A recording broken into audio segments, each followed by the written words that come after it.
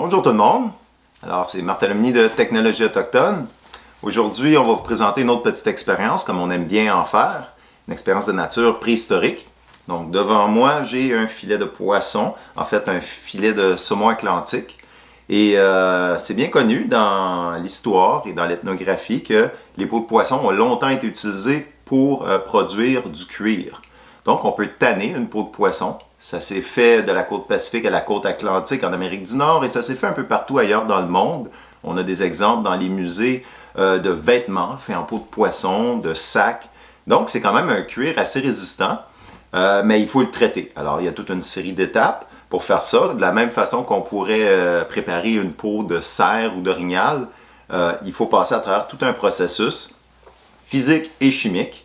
Donc, c'est ce qu'on va faire pour vous aujourd'hui. On va vous montrer différentes étapes, ce qui va nous permettre aussi de tester des outils préhistoriques. Okay? Alors, nous, on reproduit des outils et là, on va essayer de voir comment on peut les utiliser au mieux de nos capacités, en présumant que ces outils-là auraient été, à une certaine époque, utilisés pour ce type de travail-là. Alors, la première étape pour le tannage, ça va être d'écailler le poisson, parce que les écailles, évidemment, sont en surface. Ça peut être une obstruction pour la solution tannique. L'idée, évidemment, c'est que les tannins puissent entrer dans la peau pour l'assouplir. Donc, pour faire ce travail d'écaillage, on va utiliser un couteau semi-circulaire en ardoise. C'est un couteau qui est à 2 biseaux. Ça veut dire qu'il a été aiguisé des deux côtés. Donc, il a un tranchant très modéré, peut-être idéal pour gratter. Le tranchant est aussi un peu plus solide de cette façon-là.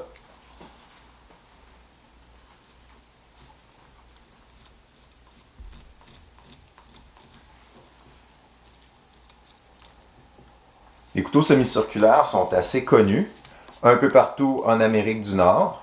Donc, celui-là n'a pas de caractéristiques particulières, il n'y a pas de manche. Et c'est tout simplement un petit couteau qui aurait pu servir à de nombreuses tâches. Il est idéal pour gratter, justement parce qu'il n'est pas trop tranchant.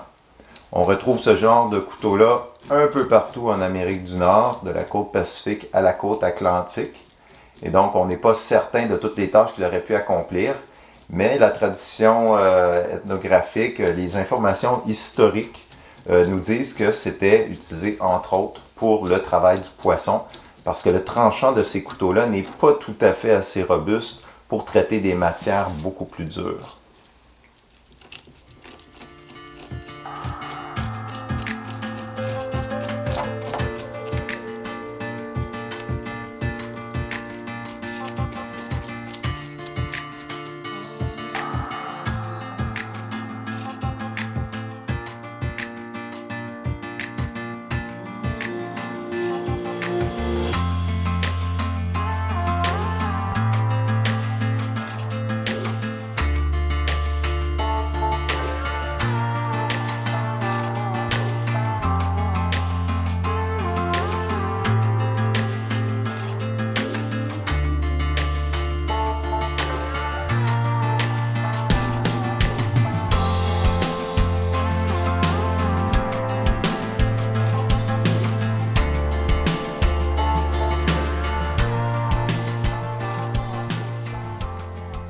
Alors, on est rendu à la deuxième étape. Pour la deuxième étape, il faut maintenant séparer la peau de la viande.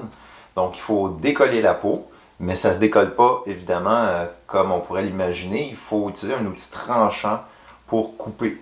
Donc, on a, dans ce cas-là, un autre couteau semi-circulaire en ardoise. Celui-là est un peu différent. Il a un seul biseau. Donc, ça veut dire qu'il est aiguisé d'un seul côté, ce qui lui donne une surface beaucoup plus tranchante, mais aussi un peu plus mince et plus fragile. Ce type de couteau-là en particulier a un élément que l'autre n'avait pas, qu'on appelle en archéologie une carène. Donc c'est une sorte de bourrelet qui se retrouve au niveau proximal, donc là où on le tient, ça fait une sorte de poignée intégrée. Donc on sait qu'il y a des modèles de houlous dans l'histoire, de couteaux semi-circulaires, qui ont un manche, mais ce modèle-là ne semble pas avoir eu un manche anciennement. Et quand je dis anciennement, c'est parce que c'est un modèle qui est connu dans les sites archéologiques pour une tradition qu'on appelle l'archaïque laurentien. Donc, archaïque laurentien, ça correspond d'abord à une région géographique qui est le nord-est de l'Amérique. Ça s'étend de l'Ontario au Québec et ça descend jusqu'aux États-Unis, le long de la côte atlantique. Donc, on parle du nord-est de l'Amérique du Nord. Et ce type de couteau à carène est assez typique. On ne le retrouve pas ailleurs en Amérique du Nord. Il est typique d'une période qui s'étend entre 6500 et 4000 ans avant aujourd'hui. Donc, ce sont des groupes de gens qui partageaient des traditions, qui partageaient un mode de vie et une technologie. Et ce couteau semi-circulaire à carène est typique de cette période et de cette région-là.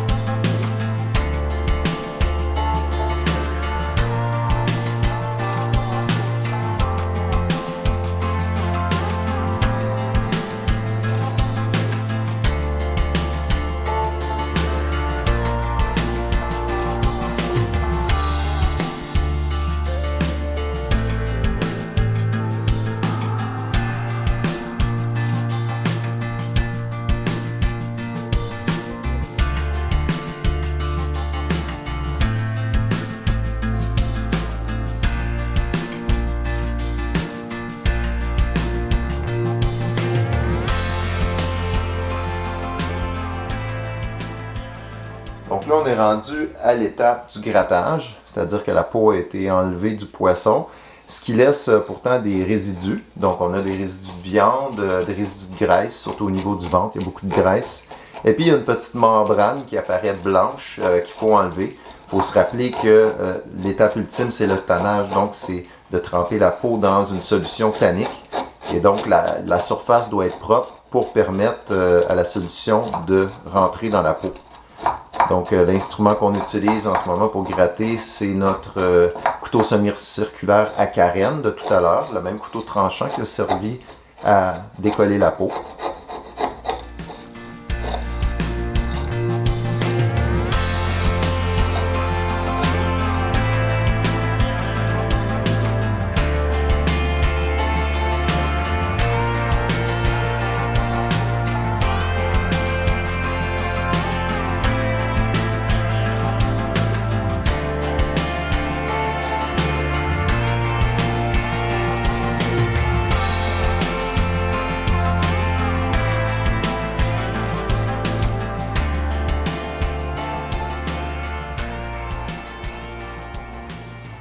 Alors, petite observation intéressante, après avoir gratté la peau de poisson, on a utilisé le couteau semi-circulaire à carène, donc c'est-à-dire celui qui a un bourrelet pour le maintenir et qui a aussi un seul biseau.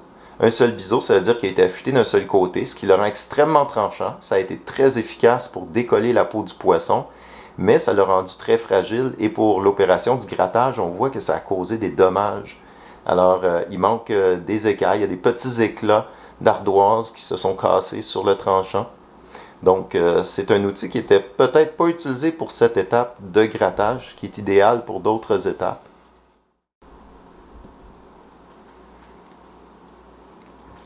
Alors, l'étape suivante, après avoir gratté la peau, c'est-à-dire qu'on a enlevé la viande, la graisse, une petite membrane qui se trouve sur l'intérieur de la peau aussi.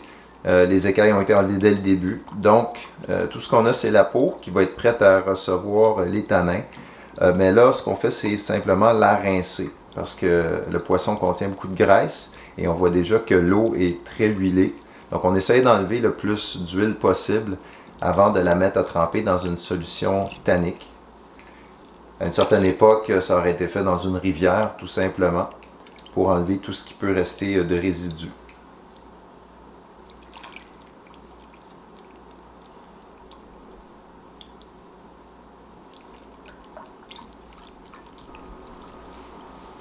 Alors, on est rendu à la dernière étape du tannage de la peau de poisson, ce qui veut dire qu'il va falloir maintenant tremper la peau dans une solution qu'on appelle de l'acide tannique.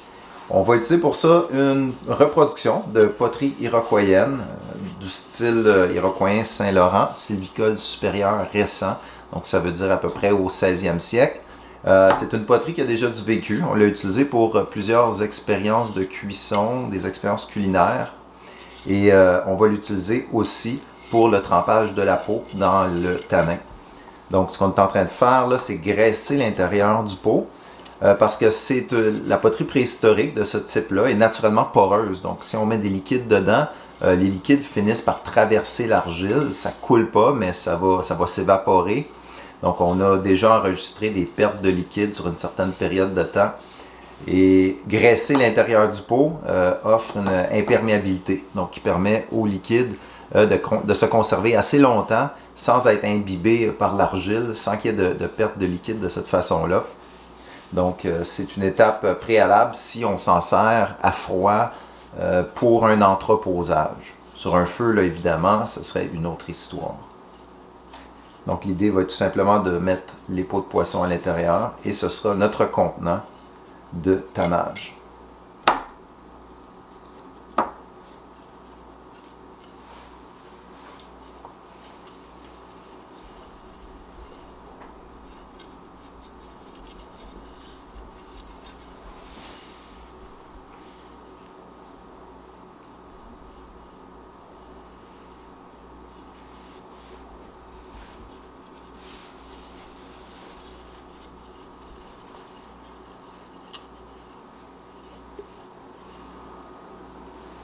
Alors maintenant que le pot a été graissé, on va pouvoir y ajouter la peau de poisson.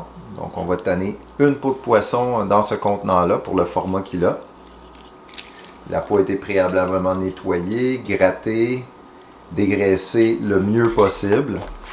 Et la solution magique, évidemment, dans le processus de tannage, c'est de faire tremper la peau dans une solution d'acide tannique. Donc, dans ce cas-là, c'est une solution concentrée qu'on a produite à partir d'eau de lessivage de noix de chêne. Ça a une couleur assez foncée, donc on peut s'attendre à ce que la peau prenne une certaine couleur. Et surtout, c'est une solution qui va pouvoir entrer dans la peau et en faire du cuir, donc assouplir la peau.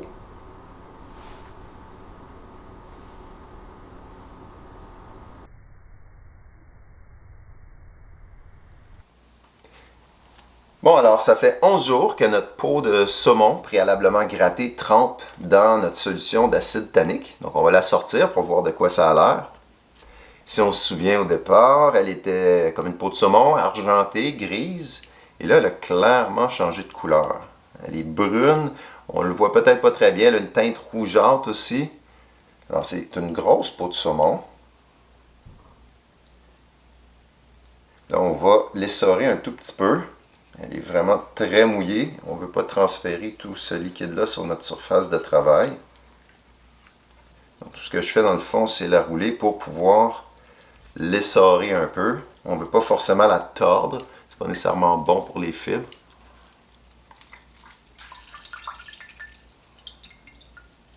Donc après 11 jours, elle a vraiment absorbé beaucoup de liquide. Elle est beaucoup plus épaisse.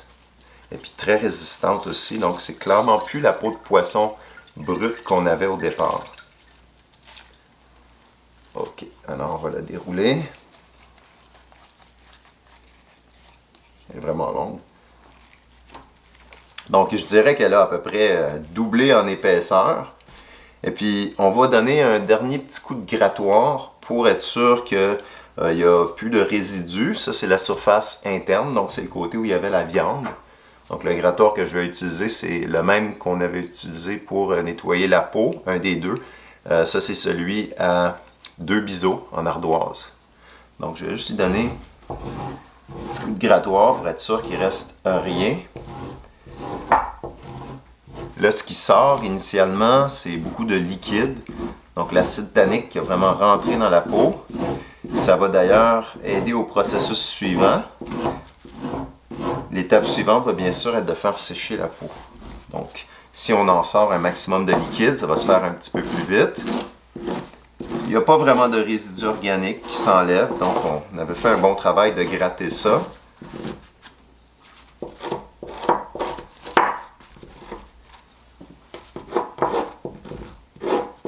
Donc là, je n'utilise pas particulièrement le tranchant du grattoir. j'essaie pas d'enlever quelque chose de collé. Ça sert plus d'étape d'essorage à ce stade-là. Ça permet de faire sortir beaucoup de liquide.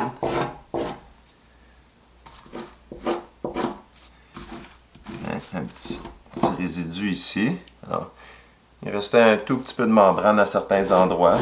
Rien de sérieux. Donc là, si on veut voir de près de quoi ça a l'air. Donc ça, c'est l'intérieur de la peau. Donc c'est le côté où il y avait la viande. Il reste un peu de membrane. La structure d'une peau de poisson est très différente de celle d'une peau de cervidé. Donc on ne peut pas tout enlever la membrane, ça affaiblirait la peau. Et là de l'autre côté, il n'y a pas d'écailles, on les a enlevées. Donc on voit que la peau a vraiment changé de couleur. Et ça veut dire que l'acide tannique est entré et a remplacé certaines substances de la peau qui permettent de la conserver. Si on la laissait à l'air libre, bien sûr, peau de poisson, ça sécherait ou ça pourrirait, alors que là, elle est beaucoup plus résistante et elle n'a plus la capacité de pourrir. Là, je tire dessus, là. Elle s'étire un peu, comme du cuir s'étirerait normalement. Elle est assez robuste pour que je puisse absolument pas la briser. Donc là, je pense qu'on a vraiment atteint le stade du cuir.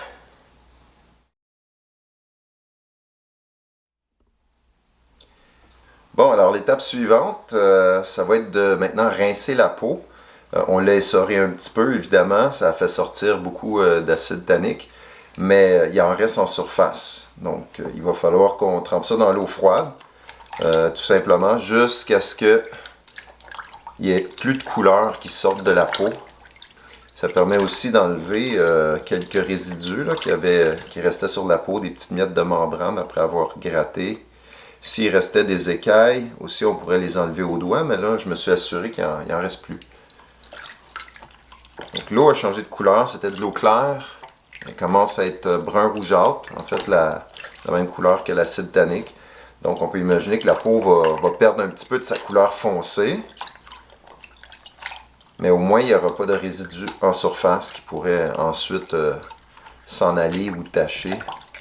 Donc on essaie d'enlever tout ça. Il va falloir la rincer probablement 2-3 fois. L'eau est déjà rendue toute brune. Donc on va vider l'eau, remplacer l'eau et faire ça autant de fois que nécessaire pour enlever tout l'acide tannique résiduel. Voilà, alors si on la regarde de nouveau, ça c'est le premier rinçage. Elle est un petit peu plus pâle. Mais pas beaucoup. Elle garde sa couleur brun-rougeâtre, donc je suis très content de la couleur. Pour une solution d'acide tannique mystère qu'on testait, ça a très très bien fonctionné à date. Alors voilà, on va vider l'eau et refaire le processus plusieurs fois. Alors on a terminé le rinçage de la peau. Ça fait 3 eaux, donc on a changé l'eau 3 fois. Jusqu'à ce que la couleur sorte plus de la peau. Donc on a éliminé les résidus d'acide tannique qui pouvaient se trouver en surface. Le reste est fixé dans la peau, ce qui va lui permettre de se conserver. Elle a gardé sa belle couleur brune rougeâtre et à certains endroits, là où le tanin s'est fixé un peu mieux, à certaines structures, on voit même la colonne vertébrale avec les arêtes, donc l'emplacement où étaient les os. C'est pas mal beau. Et de l'autre côté, toujours la même couleur, et la partie ventrale, là où il y avait les écailles, a repris sa belle couleur argentée. Donc, ce qui cachait la couleur, c'était évidemment les résidus qu'on a complètement éliminés. On est donc à la dernière étape où on va l'accrocher, la laisser sécher partiellement avant de pouvoir terminer le processus. Alors, on vient de décrocher la peau. On l'a laissée sécher suspendue pendant environ 2 heures, une couple d'heures. Et puis, elle n'est pas toute sèche, évidemment. Elle est encore humide. Mais c'est là qu'on en profite pour l'étape suivante, qui doit être de l'étirer. Si on la laisse sécher telle qu'elle, elle va durcir. Donc, on l'étire dans tous les sens. C'est un travail de main. C'est le même processus que pour le tannage de n'importe quelle peau, de façon traditionnelle. On doit l'étirer durant le séchage jusqu'à ce qu'elle soit complètement sec. Donc, dans ce cas-là, ça va se faire de la tête à la queue. La queue est beaucoup plus épaisse, donc elle est encore très humide, alors que la tête a séché beaucoup plus vite. Donc on va descendre comme ça. C'est un travail de quelques heures probablement, à l'étirer, la laisser sécher un petit peu, puis l'étirer de nouveau. Donc c'est vraiment juste d'aller ouvrir les fibres dans tous les sens au fur et à mesure qu'elles sèchent. Donc voilà ce que ça donne pour l'instant. De l'autre côté.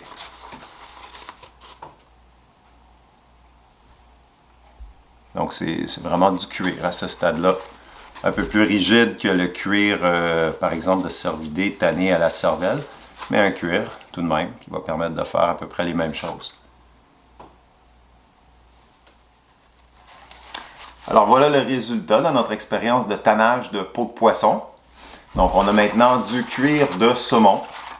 Donc c'est une peau qui est flexible, qui est résistante. Elle a changé de couleur évidemment. Notre acide tannique avait une couleur brun rougeâtre. Alors c'est ce qu'on obtient.